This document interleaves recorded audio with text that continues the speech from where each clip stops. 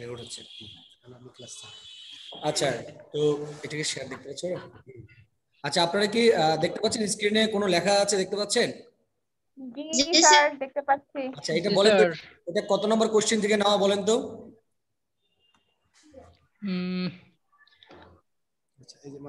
কি স্যার, এটা আমি তো আসলে বুঝতে পারতেছি না। এটা তো চিটাগং বোর্ড 16 দেখতে পাচ্ছি। চিটাগং বোর্ড 16 দেখতে পাচ্ছেন। আপনাদের সেকেন্ড পেপারের আপনারা মডিউলটা কি জানেন? সেকেন্ড পেপারে কি কি কোশ্চেন আসে না আসে আপনারা জানেন? জি স্যার, জানি। আচ্ছা, আমি তারপর আপনাদের হালকা করে রিভিউ করে দেই। আপনাদের সেকেন্ড পেপার আপনাদের 9 10 এর যে প্যাটার্নটা ছিল বা 9 10 এর যে মডিউলটা ছিল তার সাথে প্রায় সিমিলার, প্রায় 80% আর 70% সিমিলার। তার সাথে দুই একটা নতুন টপিক আপনাদের এখানে অ্যাড হবে। যেমন আপনাদের 9 10 এ আপনাদের নিশ্চয়ই আর্টিকেল ছিল, এখানেও আছে আর্টিকেল। 9 আর্টিকেল 19 এ ছিল না স্যার। ছিল না? 19 আর্টিকেল ছিল না। 19 আপনাদের আর্টিকেল একটা পার্ট ছিল, অবশ্যই ছিল আপনাদের। ক্লু উইথ ক্লু উইদাউট ক্লুর মধ্যে ছিল ওখানে আর্টিকেল একটা পার্ট। হ্যাঁ, উইথ ক্লু উইদাউট ক্লু ছিল স্যার। হ্যাঁ, তো এখানে আপনারা আর্টিকেলের উপর একটা স্পেসিফিক একটা পার্ট পাবেন যে শুধু আর্টিকেলের উপরে। তো আমি যদি আপনাদেরকে একটা কোশ্চেন করি, আমি যদি হারুন সাহেবকে একটা কোশ্চেন করি, শুধু হারুন আমাকে আনসার দিবেন। শুনতে পাচ্ছেন হারুন? জি স্যার, অবশ্যই বলেন। আমি যে আপনাকে শুধু যদি জিজ্ঞেস করি যে ভাইয়া আর্টিকেল কাকে বলে, আপনি কি আনসার দিবেন? জি বলেন। আর্টিকেল শব্দের অর্থ হচ্ছে পদাশ্রিত। স্যার, আর্টিকেল হচ্ছে মূলত দুই প্রকার। আর্টিকেল মানে হচ্ছে পদাশ্রিত নির্দেশক। আর্টিকেল দুই প্রকার, একটা আছে ডেফিনিট আর্টিকেল, একটা আছে ইনডেফিনিট আর্টিকেল। কোশ্চেন বুঝেন, আমি আপনাকে বলেছি আর্টিকেল কাকে বলে, কত প্রকার এটা জিজ্ঞেস করিনি। আমি বলছি আর্টিকেল কাকে বলে, বলেন। আর্টিকেল কাকে বলে? আমরা জানি সাধারণত এ এবং এ এন্ড ডি এর ব্যবহারকে আর্টিকেল বলে। আর্টিকেল বলে, গুড। এবার নিশাত আছেন, নিশাত? জি স্যার, আছি। Nishat, what's your opinion about article? বলেন তো আর্টিকেল কাকে বলে? A N D K article বলে। আচ্ছা, তাহলে এখন একটা কথা আপনাদেরকে বলি আমি, যে আপনারা আজকে থেকে ভুলে যাবেন যে এ কমা এন কমা ডি কে আর্টিকেল বলে। এটা কখনোই আর্টিকেল বলে না। এ কমা এন কমা ডি হচ্ছে আর্টিকেল তিনটা, এ হচ্ছে এ এন ডি। আজকে থেকে মাথায় রাখবেন যে শব্দ দ্বারা কোনো নাউনকে, নাউনের সংখ্যা বা অবস্থাকে নির্দেশ করা হয় তাকে বলা হয় আর্টিকেল। আবার বলছি, যে শব্দ দ্বারা কোনো নাউনের অবস্থা বা সংখ্যাকে নির্দেশ করা হয় তাকে বলা হয় আর্টিকেল। আর্টিকেল দুই প্রকার, ডেফিনিট আর্টিকেল, ইনডেফিনিট আর্টিকেল। ডেফিনিটের মধ্যে পড়ে হচ্ছে আপনার দা, আর ইনডেফিনিটের মধ্যে হচ্ছে এ কমা এন। তার মানে আমরা এটুকু বলতে পারি যে আর্টিকেল সম্বন্ধে আমাদের যে জ্ঞানটা আছে বা আমাদের যে আইডিয়াটা আছে এটা প্রপারলি নেই। আমরা যদি শুধু একাডেমিকের জন্য পড়ি তাহলে আমাদের ভবিষ্যতে অনেক কষ্ট হয়ে যেতে পারে। যেমন আমাদের সামনে অ্যাডমিশন টেস্ট আছে, ঠিক আছে? আপনাদের এখানে আপনাকে অ্যাডমিশনের জন্য পড়তে হবে। তো আপনারা যখন যেটা টপিক পড়বেন, আর্টিকেল পড়েন, প্রিপোজিশন পড়েন, আপনাকে খুব ডিপ লেভেলে পড়তে হবে। আমার কথা কি বুঝতে পারছেন হারুন? জি স্যার। অভি, আমার কথা শোনা যায়? জি স্যার। অভি? হ্যাঁ, তার মানে আমরা যেহেতু এটুকু পর্যন্ত জানি যে এ এন দিকে আর্টিকেল বলে, তার মানে আমাদেরকে আর্টিকেল পড়তে হবে। এটুকু আজকে থেকে ফিক্সড, ঠিক আছে? ভালো করেই পড়তে হবে। আচ্ছা, আজকে থেকে কখনো আর বলবেন না যে এ কমা এন কমা দিকে আর্টিকেল বলে। আমরা বলবো যে যে শব্দ দ্বারা নাউনের সংখ্যা বা অবস্থাকে নির্দেশ করা হয় তাকেই বলে আর্টিকেল। তাকে আর্টিকেল বলে। হ্যাঁ, তাকে আর্টিকেল বলে। এবার আসি আমাদের এক নম্বর পার্ট হচ্ছে আমাদের আর্টিকেলস। দুই নম্বরে গিয়ে আমাদের পার্ট হচ্ছে প্রিপোজিশনস।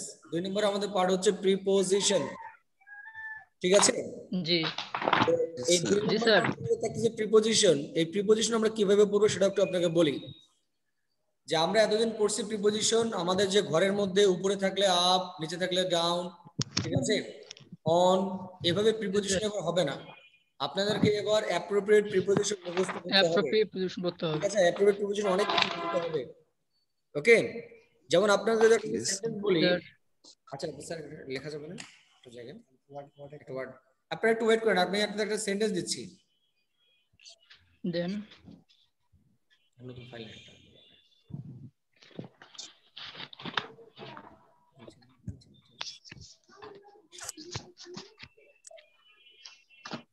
আচ্ছা, আমি যদি একটা সেন্টেন্স দিই আপনাকে, যে এখানে O lord, O lord, O lord মানে কি স্ক্রিনে দেখতে পাচ্ছেন? Yes sir. জি। আচ্ছা, আমি দিলাম ও লর্ড মানে কি হে খোদা বা হে ঈশ্বর। হে খোদা, জি।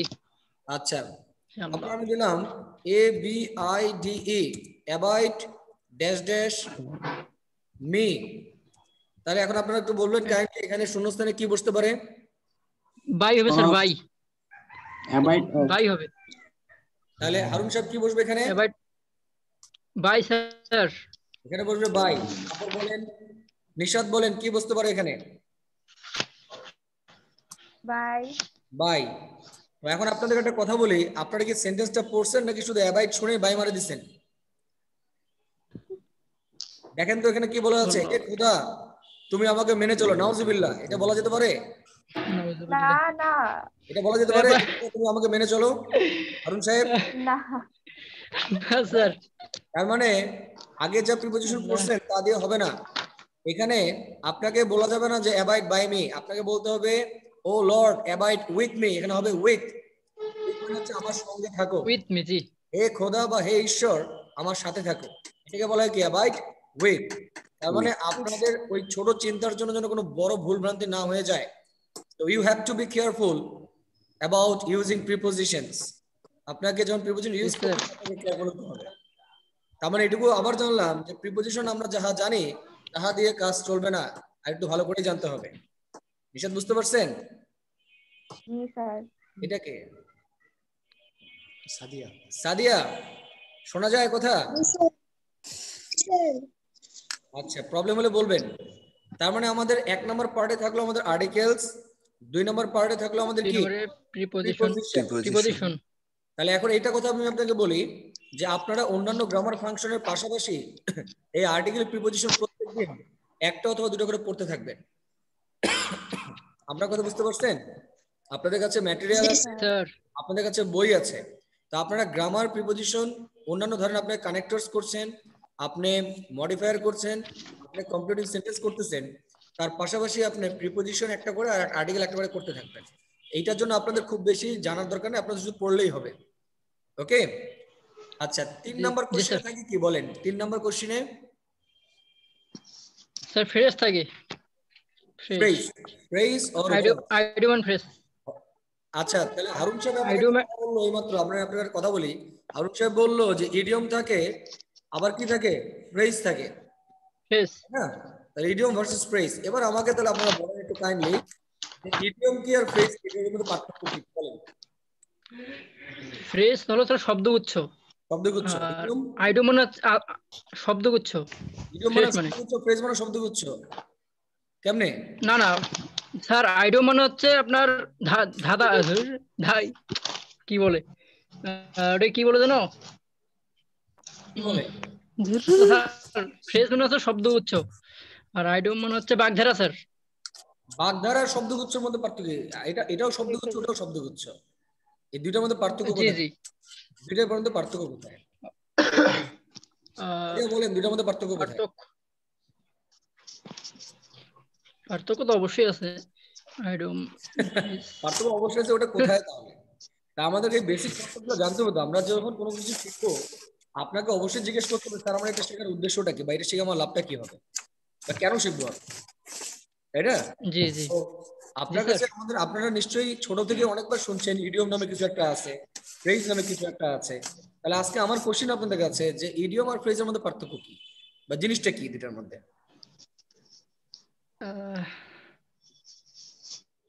কেউ পারবেন? মনে পড়ছে না স্যার, মনে পড়তেছে না। আসলে এই মুহূর্তে তো মনে পড়তেছে না বিষয়টা। জানলে মনে পড়তে হবে, আপনারা জানেনই না। দেখেন আমি আপনাকে একটা কথা বলি। জি স্যার, ওইটাই। ইডিয়মস এর ক্ষেত্রে আমি একটা কথা বলি আপনাকে। ধরেন ইডিয়মস হচ্ছে ক্যাটস এন্ড ডগস, ঠিক আছে? ক্যাটস এন্ড ডগস, জি, এন্ড ডগস। এন্ড ডগস কি বলেন? কুকুর বিড়াল। মুষলধারে বৃষ্টি। মুষলধারে না স্যার, মুষলধারে বৃষ্টি। সবাই জানি, এটা আমরা সবাই জানি যে ক্যাটস এন্ড ডগস মানে কি মুষলধারে বৃষ্টি। এবার যদি আমি আপনাকে দিই এখানে ফ্রেজের মধ্যে a bed of roses, a bed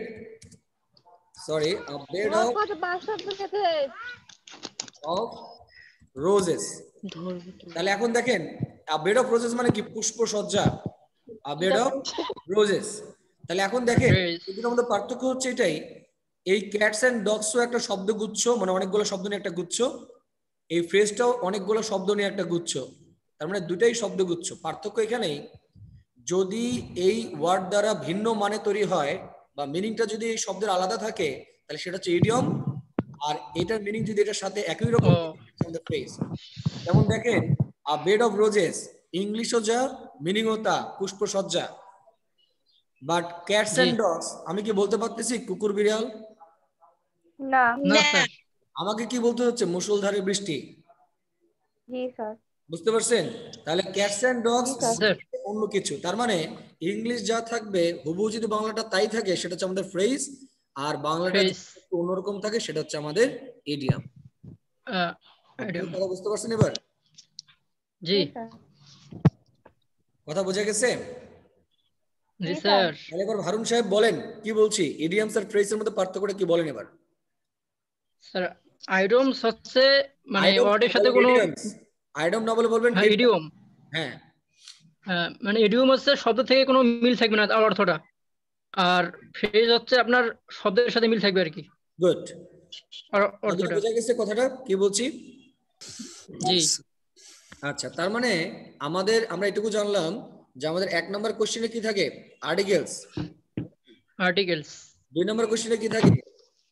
preposition. তার প্রিপজিশন পড়ার ধরনটা কিভাবে হবে? আমরা অ্যাপ্রোপ্রিয়েট প্রিপজিশন বেশি করে পড়ব, ঠিক আছে? জি স্যার।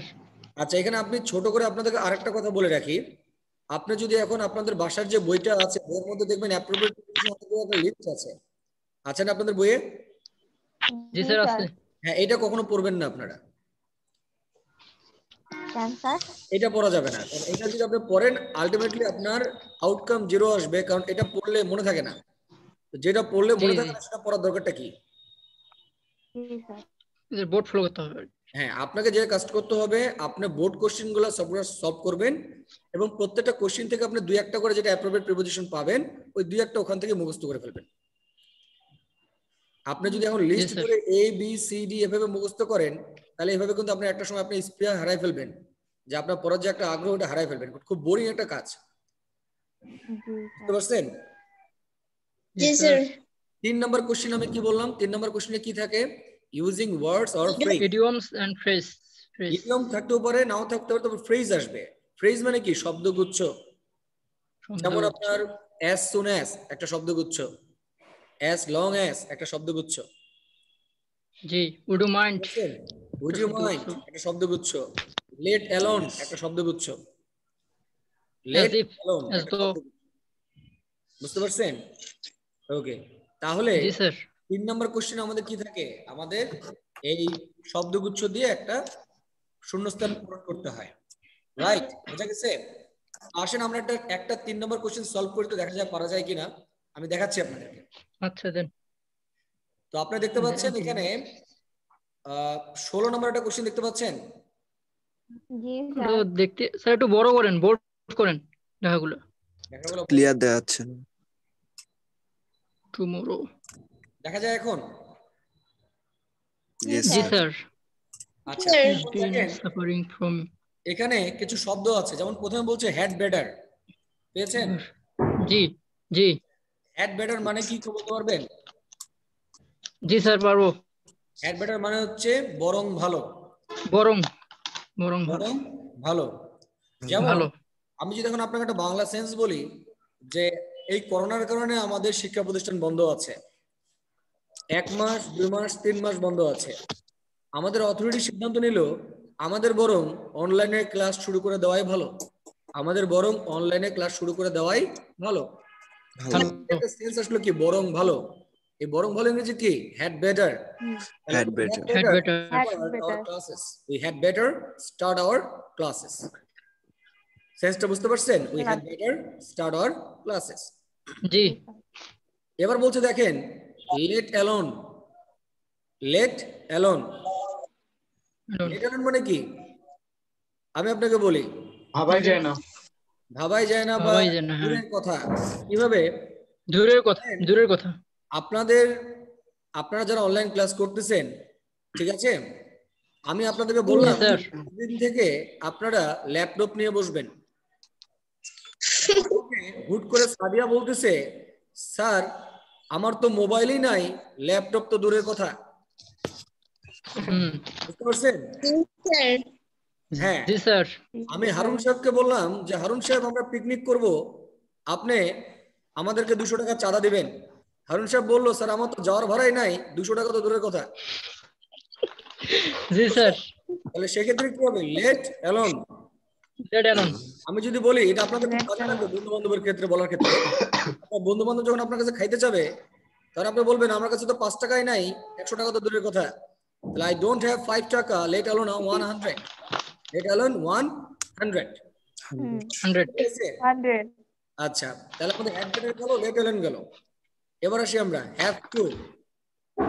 হ্যাভ টু বলতে বোঝানো হয় কোনো কিছু বাধ্যবাধকতা বা জোর করা। যেমন আপনাদের করতে। পরীক্ষা দিতে হবে, এটা বাধ্যতামূলক, আপনাদেরকে পরীক্ষা দিতে হবে। আপনাদেরকে এইচএসসি পরীক্ষা দিতে দিতে হবে। হবে, সবার মতো আপনাদের অটো পাস হবে না, আপনাদেরকে এইচএসসি পরীক্ষা দিতে হবে, তাই না? আচ্ছা, আমাকে অনলাইন ক্লাস নিতে হবে, আমাকে অনলাইন ক্লাস নিতে হবে, তাহলে I have to take online classes. আমাকে যেতে হবে, I have to go there, I have to go there. জি। ঠিক আছে, তাহলে হ্যাভ টু মানে কোনো কিছু বাধ্যবাধকতা বা কোনো কিছু করতেই হবে এমন কিছু, হ্যাভ টু করতে করতেই হবে। করতেই। জি।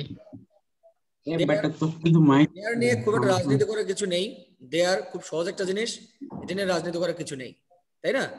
যে দেয়ার, জি স্যার। যদি বলি there is a table, there is a boy, there is a girl, there is a school, there.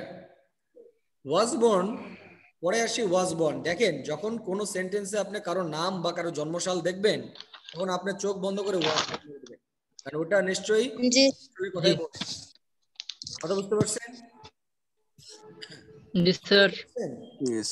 Was born, ওকে। তারপর আসি আমরা উড রাদার। উড রাদার মানে কি? এটা মনে হয় বরং স্যার, বরং। তাহলে এখন হ্যাড বেটার আর উড রাদার মধ্যে পার্থক্য কি? এটা সেন্টেন্স দেখে বোঝা যাবে স্যার। না, সেন্টেন্স দেখে বোঝা যাবে না, পার্থক্য একটা অবশ্যই আছে। বরং ভালো আর মানে এটা বরং। স্যার, না স্যার স্যার ওটা এখানে হলো দুইটা বরং ক্লোজ ভালো থাকবে আর এটা শুধু বরং। স্যার। আমি আপনাকে বলি, স্যার উল্টেদারে দুইটা ক্লোজ থাকবে। না এখানে আমি একটু বলি আপনাকে যে হেড বেটার হচ্ছে সবসময় একটা কাজ আছে, একটা অপশন। হেড বেটার মানে একটা অপশন, জি জি। যে আই হ্যাড বেটার, আমার সামনে চলে যাওয়াই ভালো। আর উড রাদারে সবসময় দুইটা অপশন থাকবে, দুইটা অপশন। যেমন আমি মরে যাবো তবু ভিক্ষা করব না, I would rather die than beg, I would rather die than beg. Than beg. Beg. আর যদি কারো আর কোনো অপশন না থাকে, ও যদি মনে করে যে আমার তো পঙ্গু হয়ে গেছি, আমাকে ভিক্ষাই করতে হবে, তাহলে সেও তখন বলবে আই হ্যাড বেটার বেক, আমার বরং ভিক্ষা করাই ভালো। ভালো। ঠিক আছে, তার মানে হ্যাড বেটারে ওয়ান অপশন আর উড রাদারে two options. Got my point? বোঝা গেছে? জি স্যার। আচ্ছা, ওকে। তারপর নেক্সটে আসি আমরা অ্যাজ সুন অ্যাজ। এবার বলেন নিশাত, বলেন অ্যাজ সুন অ্যাজ মানে কি? as soon as মানে স্যার হারুন কেন বলে দিই? শীঘ্রই শীঘ্রই। মেজবা আছেন? শীঘ্রই। মেজবা? স্যার হ্যাঁ মেজবা বলেন অ্যাজ সুন অ্যাজ মানে কি? যত দ্রুত সম্ভব বা শীঘ্রই বা দ্রুত। আচ্ছা, আমি আপনাকে একটা কথা বলি, অ্যাজ সুন অ্যাজ এর সাথে no sooner, had, dash dash then, এই দুটো আমাদের একটু কনফিউজড হয়ে যায়। আমাদেরকে একটু কম্পেয়ার করে পড়তে হবে। একটু আগে আমরা পড়লাম যে হ্যাড বেটার আর উড রাদার, দুটার মধ্যে কম্পারিজনটা আমরা নিশ্চয়ই বুঝতে পারছি। এই দুটোর মধ্যে পার্থক্যটা কোথায় বুঝতে পারেন নাই? জি স্যার। জি জি। তাহলে এখন আমরা একটু কাইন্ডলি আলোচনা করি যে অ্যাজ সুন অ্যাজ এর সাথে নো সুন আর হ্যাড এর পার্থক্যটা কোথায়। অ্যাজ সুন হচ্ছে আপনার দেখা মাত্র, বলা মাত্র, শোনা মাত্র। আবার বলছি, অ্যাজ সুন অ্যাজ মানে হচ্ছে দেখা মাত্র, বলা মাত্র, শোনা মাত্র, এমন ধরনের সেন্টেন্স হবে। আর নো সুন আর হ্যাড মানে কি? দেখতে না দেখতেই, যেতে না যেতেই, খেতে না খেতেই।